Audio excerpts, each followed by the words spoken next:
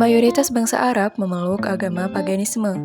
Arab sebagai wilayah tandus dan gersang telah menyelamatkan masyarakatnya dari serbuan dan penindasan bangsa asing. Dan kegersangan negeri tersebut mendorong mereka menjadi pedagang. Solidaritas kesukuan dalam kehidupan masyarakat Arab sebelum Islam dikenal sangat kuat. Ada 4 teori yang mengemukakan bagaimana Islam masuk ke Indonesia. Pertama, teori Gujarat yang bertolak dari pandangan bahwa Islam masuk ke Indonesia pada abad ke-13. Kemudian yang kedua adalah teori Arab yang mengemukakan bahwa Islam berasal dari Arab dan masuk pada abad ke-7. Ketiga, teori Persia yang mengemukakan bahwa Islam di Nusantara berasal dari Persia pada abad ke-13. Kemudian yang keempat adalah teori Cina. Teori Cina mengemukakan bahwa pada abad ke-9 Masehi, banyak Muslim Cina di Katon dan wilayah Cina Selatan lainnya yang mengungsi ke Jawa, Kedah, dan Sumatera. Kota-kota dagang di pesisir pantai sangatlah berperan penting untuk masuknya Islam ke Indonesia. Dikarenakan banyaknya para pedagang yang melintas bahkan singgah di pelabuhan kerajaan, seperti Kerajaan Sriwijaya, Majapahit. Lalu setelah masuk Islam, ada yang nama kerajaannya diganti dengan nama kerajaan yang lain, seperti Kerajaan Malaka, yang mana pada saat itu mengambil alih pusat perdagangan.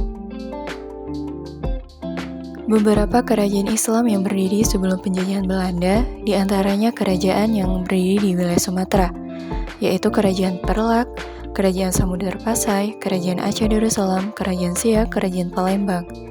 Kemudian beberapa kerajaan di Jawa, yaitu Kerajaan Demak, Kerajaan Pajang, Kerajaan Mataram, Kerajaan Cirebon, dan Kerajaan Banten. Di Kalimantan, kerajaan Islam menyebar akibat kekalahan kerajaan Hindu-Buddha yang kemudian digantikan oleh kerajaan Islam.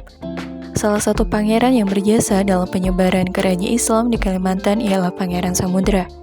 Kemudian muncul kerajaan Islam di Sulawesi yang tidak lepas dari perdagangan yang berlangsung ketika itu. Beberapa kerajaan Islam di Maluku, pertama Kerajaan Jailolo, kemudian Kerajaan Ternate, Kerajaan Tidore, dan Kerajaan Bacan.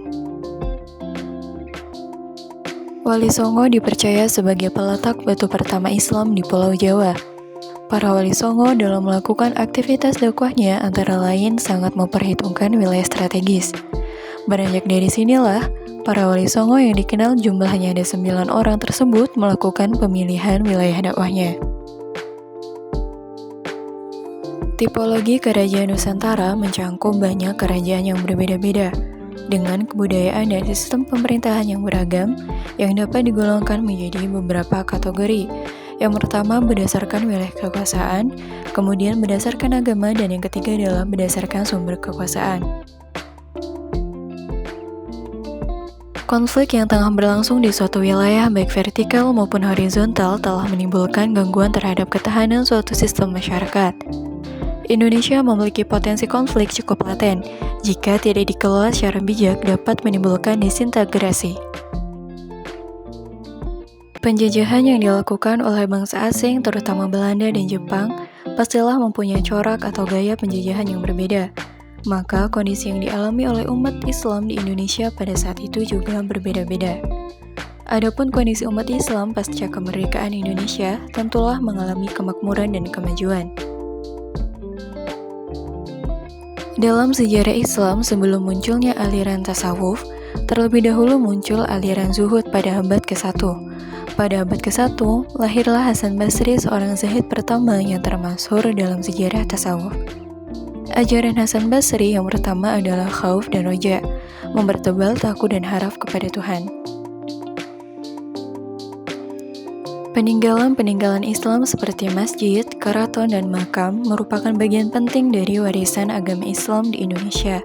Peninggalan-peninggalan Islam di Indonesia juga mencerminkan keberagaman budaya negara ini.